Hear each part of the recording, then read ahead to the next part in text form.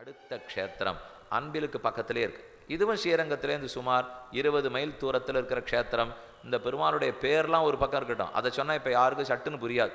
திருப்பேர் நகர் சுவாமி கேள்விப்பட்டதில்லை. இப்போ சரி, பலகை போட்டிருக்க பேர் சொல்கிறேன், கோயிலடி, அதோ கேள்விப்பட்டிருக்கோம். வாஸ்தவம் பெருமாள் பேர் என்னமோ இருக்கும் போல் இருக்கு. இப்போ அப்பக்கூடத்தான், அதான் ஒரு பேர்.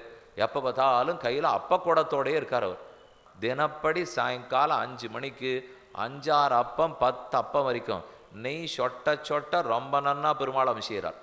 என்ன ஆச்சு இவருக்கு? என்ன இப்போ தனி அப்பம்? ஆழ்வார் பாசுரத்தில் இருக்கே, அப்பங்கலந்த சிற்றுண்டி அக்காரம் பாலில் கலந்து சொப்பட நான் சுட்டு வைத்தேன். அப்பத்தில் விருப்பத்தோடு இருந்த பெருமாள். யார் அப்பம் பண்ணி போட்டா சரித்திரம் என்னன்னு பார்ப்போம். கோயிலடி, திருப்பேர் நகர், அப்பக்கூடத்தான் எல்லாம் ஒரே க்ஷேத்திரம் தான். இப்போ சோழ நாட்டு திருப்பதிகளில் 6வது க்ஷேத்திரம் தான் சுவாமின்னு பெருமாள் வெளிப்படுத்தினார். சுவாமித்வம், நான் அனைத்து சொத்தையும் உடையவன் சுவாமி அப்படின்னு சொல்லாமல் சொல்லி கொண்டு நிற்கிறார். சௌஹார்தத்தோட எல்லாரும் நன்னா இருக்கணுங்கிறதோடு சயனிச்சுட்டு இருக்கார் ரங்கநாதன். இப்போ பாருங்க, வரிசை எத்தனை சயனம் பார்த்தீங்களா? ஸ்ரீரங்கத்தில் சயனம் பார்த்தோம், அன்பில் சயனம், அப்பக்கூடத்தான் சயனம், திருக்கரமனூர் உத்தமர் கோவிலில் சயனம். ஆனால் நடுவில் பார்க்குறச்சே நின்ன திருக்கோலம் திருவள்ளரையில் சேவிச்சிட்டோம். அப்போ ஆங்காங்கு சயனத்தில் இருக்கார், ஆங்காங்கு நின்ன திருக்கோலம் இருக்கார், அமர்ந்த திருக்கோலம் இருக்கார். இருந்தாலும் அது என்னமோ ஆழ்வார்களுக்கு ஆசை சயனத்தில் தான். அவர் சயனிச்சென்றிருந்தால் மட்டும் உள்ளமே கொள்ள போகிறதே, இவ்வளவு அழகாக எழுந்துள்ளிருக்காரேன்னு எப்போதும் பாடுவார்கள். இப்போ கோயிலடி, திருப்பேர் நகர், இவரும் காவிரி கரையில் இருக்கும் பெருமாள். பக்கத்தில் கொஞ்சம் மேலே ஏறணும், மேலே அங்கேருந்து பார்த்தீங்கன்னாலே காவிரி தான். தீர்த்தம் இங்கேருந்து சொம்ப தூக்கி போட்டோம்னா காவிரியிலேருந்து ஜலம் எடுத்து வந்துடலாம். அவ்வளோ ஆச்சரியமான கோவில். எதுக்கு பெருமாள் இந்த இடத்துல வந்து சேர்ந்தார்? ஆழ்வார் என்னன்னு பாடியிருக்கார்?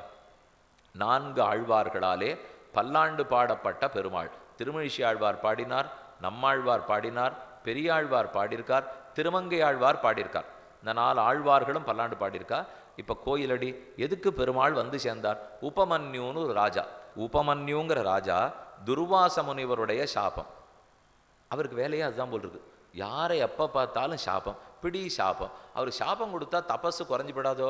அவர் ஒரு வரமாயிட்டு வந்திருக்கார், நான் யாருக்கு சாபம் கொடுத்தாலும் என்னுடைய தவம் வளரும், மற்ற எல்லாருக்கும் சாபம் கொடுத்தா தபம் தேயும்.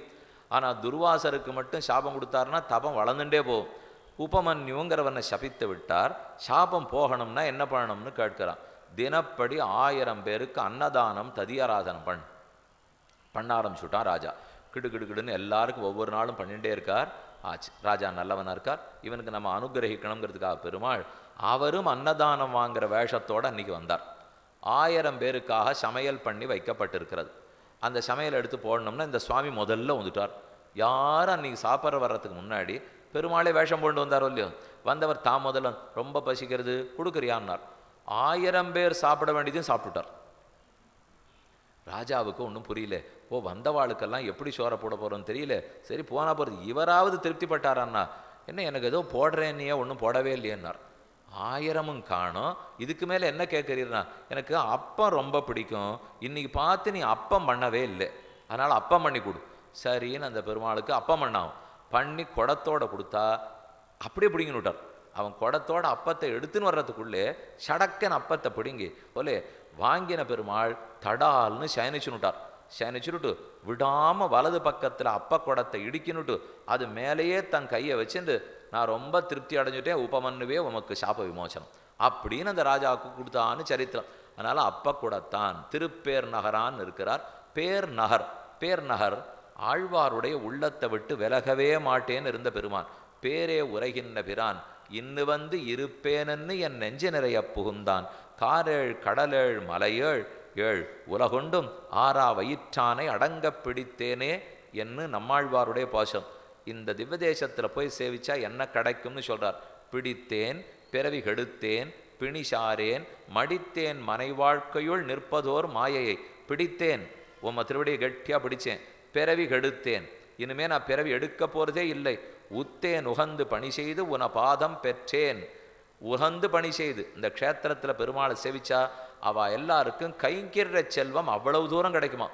போனால் நம்ம பாபங்களையும் தொலைச்சி கொடுத்துட்றார், நிறைய கைங்கிரத்தையும் கொடுக்கிறார். சயன திருக்கோலத்தில் இருக்கும் பெருமாள். அந்த பெருமாளுக்கு அப்பா நான் ஆகணும் இல்லையோ, அவர் அதை பிடிச்சு தானே வந்திருக்கார். அப்போ ஒரு தின்பண்டம் பிடிக்கிறது அதுக்குன்னு ஆசையாக அணைச்சின்னு இருக்காருனால் குழந்தைகளான நம்மிடத்தில் ஆசையோடு இருப்பார்.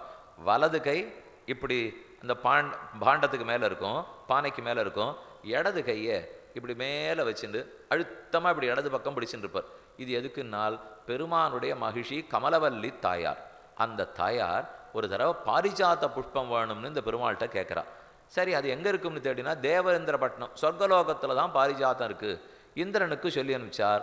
அவன் சொன்னான், மனுஷலோகத்துக்கு பாரிஜாத்த மலர்லாம் அனுப்ப முடியாது, நாங்கள்லாம் பெரிய தேவர்கள், நாங்கள் சூட்டிக்கிற பாரிஜாத்தத்தை போய் உமக்கு கொடுக்க முடியுமோ? என்ன நல்ல எண்ணம் பாருங்க. இந்த கண்ணனால தான் எல்லா நல்லதுமே இந்திரன் வாங்கிட்டு இருக்கான். ஏதோ புஷ்பம் கேட்டாலேன்னு ஒன்று கொடுக்க மாட்டேனோ, மாட்டேன்னு விட்டார். மாட்டேனதோடு இல்லாமல் அது எப்படி நீ பாரிஜாத்தம் கேட்கலான்னு வஜ்ராயுதத்தையும் அனுப்பித்தான். அதை தடுக்கிறதுக்காக பெருமாள் தன் கையை அப்படி மேலே தூக்கி சயனத்தில் இருப்பார், வலது கையை இப்படி வச்சுருக்கார், இடது கை இப்படி குறுக்க தூக்கி வஜ்ராயுதத்தை தன்னுடைய விரல் எடுக்கலை பிடித்து அழுத்து அதை வலுவிழந்து போக செய்து விட்டார். அந்த திருக்கோலத்தோடு தான் இன்றைக்கி பெருமாள் அங்கே எழுந்துருள் இருக்கிறார். ஆழ்வாரே சாதித்தது, பேரேன் நகரேன் உம்ம உள்ளத்தை விட்டு நகரவே மாட்டேன்னு பெருமாள் எழுந்துருள் இருக்கிறார். ஆதிரங்கம் அப்பால ரங்கம்னு சொல்லுவாள். ஸ்ரீரங்கப்பட்டினம் இருக்கே மைசூர் பக்கத்தில் காவிரி கரையில் இருக்கிற ரங்கம், அதை தான் ஆதிரங்கம்னுவா. அப்பால ரங்கம், அப்பால் தோ கிழக்கு பக்கத்தில் இருக்கிற ரங்கம் தான் இந்த ரங்கநாத பெருமாள் அப்பால ரங்கர். ஸ்ரீரங்கம் அவர் தான் கஸ்தூரி ரங்கம் பெருமாள். அதுக்கப்புறம் இன்னும் கிழக்க போனால் திருவிந்தளூர் மாயவரத்துக்குள்ளே இருக்கிற பரிமள ரங்கம்.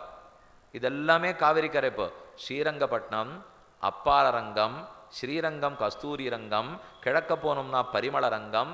இதெல்லாம் காவிரி கரையில் இருக்கிற ஆனந்தமாக ரங்கநாத பெருமானுடைய க்ஷேத்திரங்கள்.